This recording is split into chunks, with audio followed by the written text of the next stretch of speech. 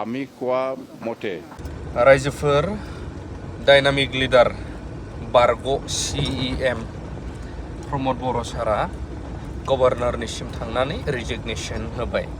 बिनि सायाव बिथाङा जायनाखि गावनि CEM पदखौ नागारनाय मा फोरमायदों बेखौ होगासिनो दं। नाथाय बेनि सिगां फैगौ 3 अक्ट'बराव गोदानै एबारनाथ' सिगांना CEM मोन नालाय एबारनाथ' चिफसो जागोन। बिथां हाग्रामा महिलारिया बे सरकार दागोननि बिसय माखासे खेंफोरथि होदों गभर्नरनाव थांनानै। आं बेखौ होग्रोनो सानो। আমি কোৱা মতে 3 তাৰিখত অথ টেকিং যিটো চেৰিমনিয়েল প্ৰগ্ৰাম ইয়াত আহিব বুলি আমাক ইঞ্চুৰেঞ্চ দিছে। তো সেইটো মুখেদি কৈছে, এতিয়া আৰু ফৰ্মেল লেটাৰ নিশ্চয় আমাক লৈ আমাৰ BTC তাতে নিশ্চয় পঠাব। এতিয়া আমাৰ ওচৰত যিখিনি কৈছে ভাল, আমিও আদৰণি জনাইছোঁ যিহেতু আমাৰ ওচৰত আহিম বুলি কৈছে।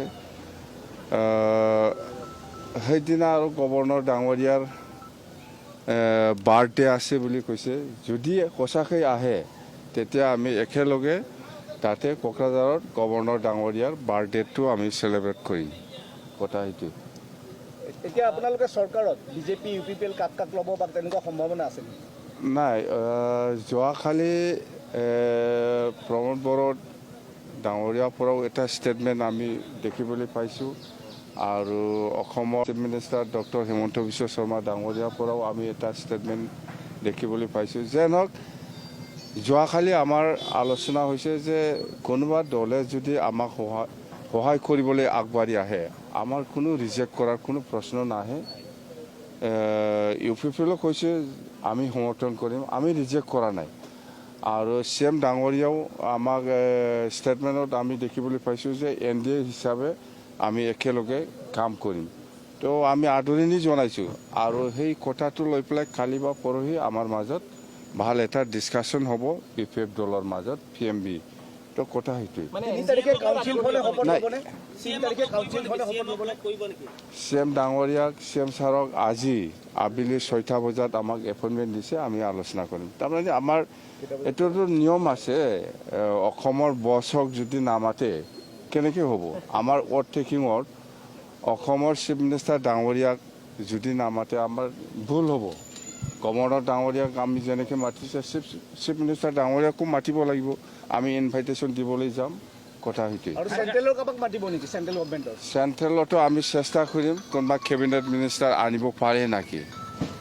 মুঠতে এজন কেবিনেট মিনিষ্টাৰ আনিবৰ কাৰণে আমি চেষ্টা কৰিম। বাছ নাই, কথা একটাই, BTC স্বাৰ্থত, BTC বাকী ৰাইজৰ স্বাৰ্থত আমি যাৰ লগত থাকিলে ভাল হ'ব সেইটো আমি চিন্তা কৰিম। BTCৰ লক্ষ্যটো 1 নম্বৰ মাটিৰ ফাটা, চিধা কথা। হাগ্ৰামা মহিলাৰী কিং আছিলে, কিং হৈ আছে, হৈ থাকিব। এইটো আছে না নাই সেইটো পাব্লিক অপিনিয়ন, ৰাইজে ক'ব। আমাক আজিৰ দিনত ৰাইজে আমাক BPF দলক মেণ্ডেট দিছে, এইটো আমি সন্মান দিব জানিব লাগিব আৰু আমি সন্মান দিছোঁ। এনেকুৱা নাই, এনেকুৱা নাই। 5 বছৰ পিছত পুনৰবাৰ কেনেকুৱা ধৰণৰ ব্যতিক্ৰমীৰে এইবাৰ আগবাঢ়িব?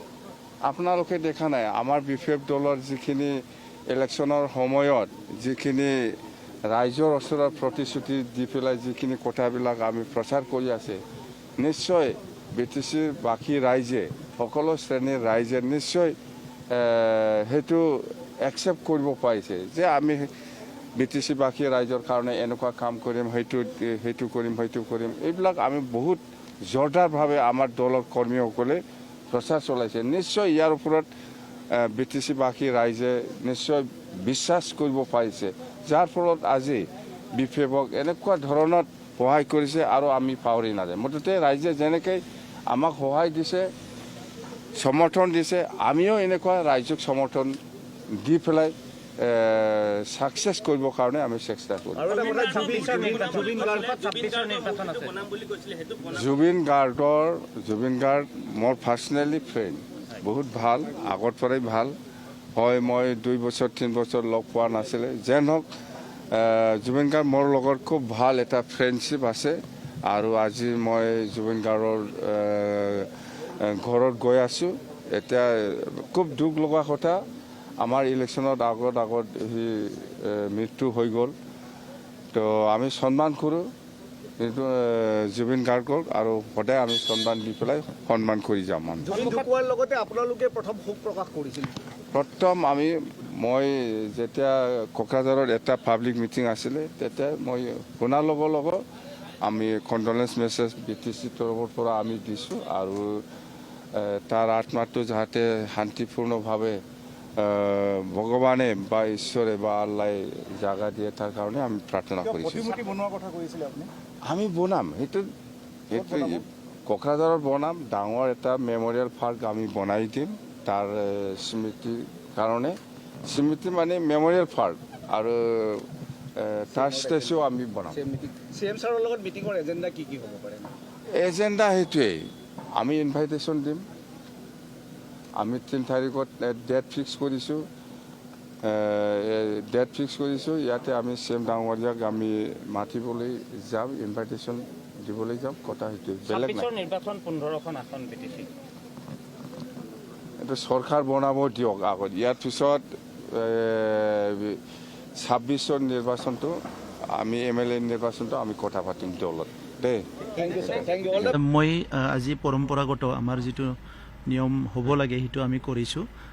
মই মহামহিম গভৰ্ণৰৰ ওচৰত ৰিজিগনেশ্যন ছাবমিট কৰি আহিলোঁ আৰু নতুন চৰকাৰ হ'ব, এইটো নিয়ম।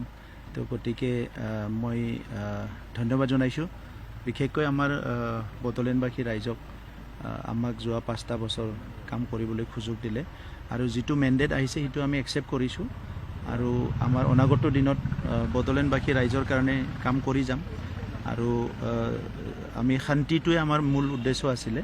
শান্তি প্ৰতিষ্ঠা কৰিবলৈ প্ৰয়াস কৰা গৈছে, বড়োলেণ্ডত শান্তি আহি গ'ল। অনাগত দিনত ৰাইজৰ লগত থাকি কাম কৰিম।